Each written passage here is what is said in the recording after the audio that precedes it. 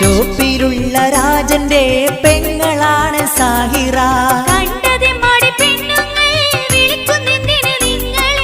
അവരിങ്ങട്ട് വിളിക്കുമ്പോൾ ഞാൻ പിന്നെന്ത് ചെയ്യണം?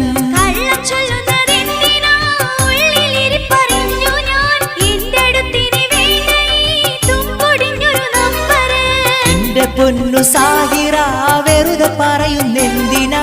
പടച്ചോനാണിതു സത്യമാ, നിനക്ക് സംശയ രോഗമാ? ഈ ഹലാക്കിൻ മൊബൈല് കണ്ടുപിടിച്ചതെന്തിന്? സമാധാനം കെടുത്തുവാൻ മുടിഞ്ഞു പോകണ സാധനം.